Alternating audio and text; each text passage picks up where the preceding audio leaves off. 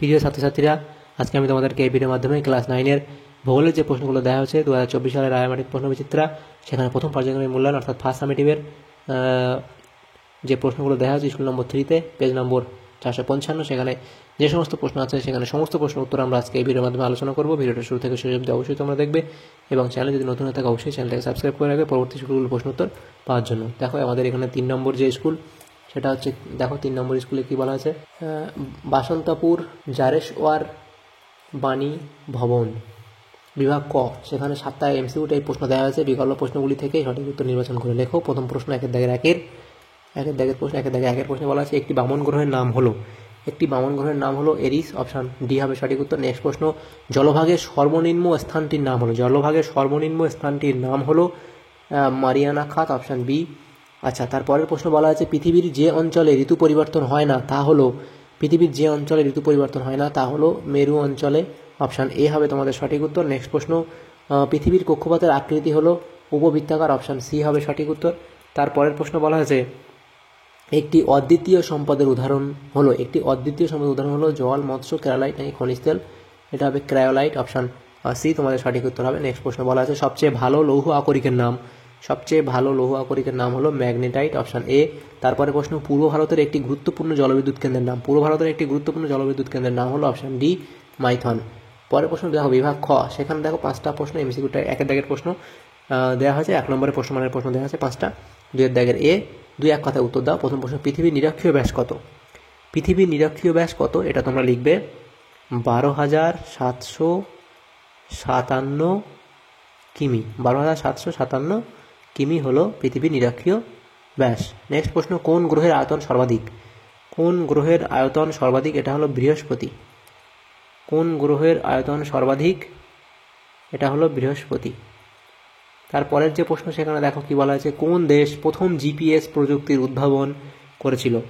এটা হলো আমেরিকা যুক্তরাষ্ট্র।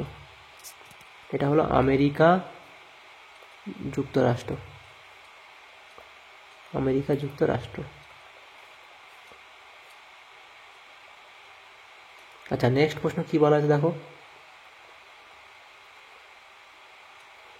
4-এর দাগের প্রশ্ন, সূর্যকে একবার সম্পূর্ণ পরিক্রমণ করতে পৃথিবীর কত সময় লাগে? এটা তোমাদের উত্তর হবে 365 দিন 5 ঘন্টা 48 মিনিট 47 সেকেন্ড। পরের প্রশ্ন, কাকে নিশীথ সূর্যের দেশ বলা হয়? নরওয়েকে নিশীথ সূর্যের দেশ বলা হয়। নেক্সট প্রশ্ন, কোন দিনটিকে মহাবিষুব বলে? এটা হলো 21শে মার্চ দিনটিকে মহাবিষুব বলা হয়। তাহলে আমাদের যে প্রশ্নগুলো ছিল সেগুলো হয়ে গেল। এখানে 6টা প্রশ্ন ছিল এখানে 2-এর দাগের এ। তারপরের যে প্রশ্ন দেখো 2-এর দাগের বি, নিম্নলিখিত প্রশ্ন বাক্যগুলি শুদ্ধ অশুদ্ধ লেখো। প্রথম প্রশ্ন, কেবলমাত্র স্পর্শযুক্ত বস্তুই সম্পদ হিসেবে বিবেচ্য, এটা ঠিক। পরের প্রশ্ন, ঝরিয়া ভারতের বৃহত্তম কয়লা খনি, এটা ভুল। তারপরটা ছিল দক্ষিণ ভারতে প্রচুর তাপবিদ্যুৎ উৎপাদন হয়, এটাও ঠিক। তাহলে দেখো আমাদের 2-এর বি যে প্রশ্নগুলো ছিল সেগুলোর উত্তর আমরা করে নিলাম। তারপরের প্রশ্ন দেখো 3-এর দাগের প্রশ্ন, বিভাগ গ। সেখানে 3-এর দাগের প্রশ্ন বলা আছে নিচের প্রশ্নগুলি সংক্ষিপ্ত উত্তর দাও, বিকল্প প্রশ্নগুলি লক্ষণীয়। প্রথম প্রশ্ন, দিগন্ত রেখা কি? কোনো ফাঁকা মাঠ বা কোনো উঁচু জায়গায় দাঁড়িয়ে চারিদিকে তাকালে মনে হয় আকাশ ও ভূমি যেন দূরে এক জায়গা বরাবর বৃত্তাকারে মিলিত হয়েছে। এই বৃত্তরেখাকে দিগন্ত রেখা বলে। যত উঁচু থেকে দেখা যায় বৃত্তাকার দিগন্ত রেখার পরিধি তত বৃদ্ধি পায়। সূর্যোদয়ের আগে সূর্য দিগন্ত রেখার নিচে থাকে এবং সূর্যাস্তের পর সূর্য দিগন্ত রেখার নিচে চলে যায় বলে আমরা সূর্যোদয়ের আগে ও সূর্যাস্তের পরে সূর্যকে দেখতে পাই না। অথবা দিয়ে প্রশ্ন ছিল নক্ষত্রমণ্ডল কাকে বলে? উত্তর লিখবে রাতের আকাশে কাছাকাছি অবস্থিত তারা বা নক্ষত্রগুলিকে কাল্পনিকভাবে যোগ করলে বিভিন্ন আকৃতি তৈরি হয়। এই কাল্পনিক আকৃতির তারার সমষ্টিকে নক্ষত্রমণ্ডল বলে। উত্তর আকাশে 7টি উজ্জ্বল তারাকে যোগ করে এই নক্ষত্রমণ্ডল কল্পনা করা হয়েছে, যেমন সপ্তর্ষি মণ্ডল একটি নক্ষত্রমণ্ডল। দ্বিতীয় প্রশ্ন কী ছিল? ছায়াবৃত্ত কাকে বলে? পৃথিবীর যে নির্দিষ্ট সীমারেখা বরাবর দিন ও রাত্রি, আলোকিত ও অন্ধকারাচ্ছন্ন অংশ পরস্পর পৃথক থাকে তাকে ছায়াবৃত্ত বলে। অথবা প্রশ্ন ছিল ফেরেলের সূত্রটি উল্লেখ করো। পৃথিবীর আবর্তন গতির ফলে উদ্ভূত কোরিওলিস বলের প্রভাবে বায়ু উচ্চচাপ থেকে নিম্নচাপের দিকে সোজা পথে প্রবাহিত না হয়ে উত্তর গোলার্ধে ডান দিকে এবং দক্ষিণ গোলার্ধে বাম দিকে বেঁকে প্রবাহিত হয়, এটি ফেরেলের সূত্র নামে পরিচিত। তৃতীয় প্রশ্ন সম্পদের নিরপেক্ষ উপাদান বলতে কী বোঝো? তোমাদের লেখানে দেওয়া আছে, উত্তর লিখে দেবে এটা। অথবা দিয়ে প্রশ্ন ছিল সাগর সম্রাট কি? উত্তরে লিখবে ভারতের বৃহত্তম তৈলক্ষেত্র আরব সাগরে যে দুটি ভাসমান প্ল্যাটফর্ম বা জাহাজ বা রেগ এর সাহায্যে তেল উত্তোলন করা হয় তাদের নাম হলো সাগর সম্রাট ও সাগর বিকাশ।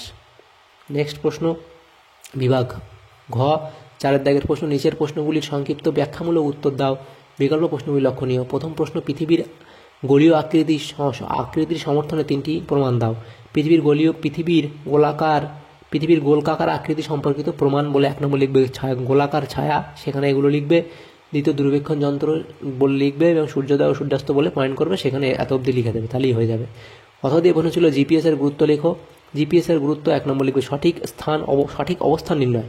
জিপিএসের মাধ্যমে ভূপৃষ্ঠের যে কোনো স্থানের অক্ষাংশ দ্রাঘিমায় উচ্চতা সহজেই পরিমাপ করা যায়। দ্বিতীয় পয়েন্ট করবে যানবাহন সংক্রান্ত তথ্য, জাহাজ, বিমান এমনকি সড়ক পথে এই প্রযুক্তিকে কাজে লাগিয়ে যে কোনো স্থানে সঠিক দিশা অবস্থান নির্ণয় করা যায়। 3 নম্বর লিখে প্রতিরক্ষামূলক কাজ, প্রতিরক্ষা ক্ষেত্রে বিভিন্ন দেশের সেনাবাহিনীদের নিকট এটি একটি সুবিধাজনক প্রযুক্তিমূলক হাতিয়ার। 4 নম্বর পয়েন্ট করে লিখবে জরিপ কার্যে, বর্তমানে পৃথিবীর কোনো অঞ্চলকে জরিপ করার জন্য অর্থাৎ সার্ভে করার জন্য শহর পরিকল্পনা এবং ইঞ্জিনিয়ারিং জরিপ কাজে মৌজা মানচিত্রে সীমানা নির্ধারণে জিপিএস প্রযুক্তি এক দক্ষ যন্ত্র হিসেবে কাজ করে। নেক্সট ছিল ম্যাপ প্রস্তুতিতে, উপগ্রহ চিত্রের দ্বারা মানচিত্র প্রস্তুতিতে আজকাল জিপিএস পদ্ধতি গুরুত্বপূর্ণ ভূমিকা পালন করছে। নেক্সট পয়েন্ট করবে 6 নম্বরে আবহাওয়া সংক্রান্ত তথ্য প্রদান। বায়ুমণ্ডলে আবহাওয়ার বিভিন্ন অবস্থা, ঝড়, বৃষ্টি, তুষারপাত সম্পর্কে যাবতীয় তথ্য দ্রুত আহরণ করতে জিপিএস পরিষেবা সাহায্য নেওয়া হয়। 7 নম্বর লিখবে সঠিক জ্যামিতিক অবস্থান নির্ণয় করতে। জিওগ্রাফিক্যাল ইনফরমেশন সিস্টেম জিআইএসকে প্রত্যক্ষভাবে সাহায্য করে জিপিএস প্রযুক্তি। ফলে যে কোনো বস্তু যেমন পাওয়ার লাইনস, বিল্ডিংস, তারপর প্রপার্টি, বাউন্ডারিজ প্রভৃতি সঠিক জ্যামিতিক অবস্থান নির্ণয় করা যায়। 8 দাগের প্রশ্ন, 8 দাগের অপশান লিখবে, অর্থাৎ 8 নম্বর পয়েন্ট লিখবে দুর্গত এলাকা পরিদর্শন। এই পরিষেবার মাধ্যমে পৃথিবীর যে কোনো দুর্গত অঞ্চল পরিদর্শন ও সেখানে দ্রুত ত্রাণ সামগ্রী পৌঁছে দেওয়া যায়। তাহলে এই প্রশ্ন উত্তর এত অবধি লিখবে। নেক্সট দেখো, দ্বিতীয় প্রশ্ন ছিল কি ডিসেম্বর মাসে বিজ্ঞানীরা কুমেরু অভিযানে যান কেন? সেটা এত অবধি লেখা আছে, উত্তর তোমরা লিখে দেবে এই অবধি। অথবা দিয়ে প্রশ্ন ছিল পৃথিবীর আবর্তন গতি বিষুবরেখা থেকে মেরুর দিকে কমতে থাকে কেন? পৃথিবীর আহিন্যিক গতির ফলে বিষুবরেখা থেকে মেরুর দিকে ক্রমশ কমতে থাকে কারণ পৃথিবী গোলাকার বলে এর পরিধি সব জায়গায় সমান নয়। বিষুবরেখা বরাবর পৃথিবীর পরিধি সর্বাধিক, এরপর পরিধি ক্রমশ কমতে কমতে 2 মেরুতে গিয়ে একেবারে বিন্দুতে পরিণত হয়েছে। যেহেতু 24 ঘন্টায় পৃথিবীর সব এলাকাতেই একবার সম্পূর্ণ আবর্তন করতে হয়, তাই সময়ের সঙ্গে সমতা রাখতে যেখানে পরিধি যত বেশি সেখানে আবর্তনের বেগও তত বেশি হয়। বিপরীতভাবে বলা যায় যেখানে পরিধি যত কম সেখানে আবর্তনের বেগও তত কম। মধ্যভাগে বিষুবরেখা বরাবর পরিধি সর্বাধিক বলে পৃথিবীর আবর্তনের গতিবেগও বেশি, ঘন্টায় প্রায় 1630 কিমি।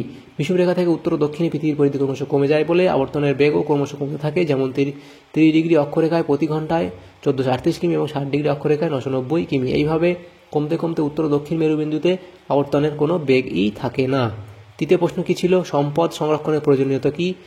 এই যে লিখবে যোগান অব্যাহত রাখা, পরিবেশের ভারসাম্য রক্ষা, জৈব বৈচিত্র্য রক্ষা, আয়ুষ্কাল বৃদ্ধি, পরিবেশের অবনমন রোধ। এই পয়েন্টগুলো করে এগুলো লিখে দেবে।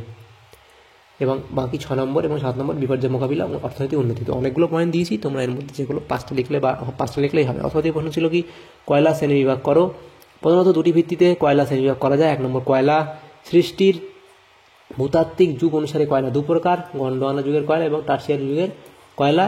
ও উপাদানের অর্থাৎ কার্বন উদ্বায়ী পদার্থ, এভাবে কার্বন তারতম্য অনুসারে কয়লা প্রধানত 5 প্রকার। 1 নম্বর অ্যান্থ্রাসাইট, বিটুমিনাস, লিগনাইট, পিট এবং গ্রাফাইট। তো এগুলো তার বিশেষত্ব লিখতে হবে, কার্বনের পরিমাণ, উদ্বায়ী পদার্থের পরিমাণ, তাপ উৎপাদন ক্ষমতা, রং, এগুলোর মাধ্যমে আমরা এগুলো লিখেছি। এই ছকটা তোমরা এখান থেকে দেখে নেবে। তো এখান থেকে কিছু কিছু পার্থক্য দেখো, এই বিশেষত্ব লিখবে এবং এর যে পরিমাণ কী আছে সেই ছকটা তোমরা এখান থেকে লিখে দেবে।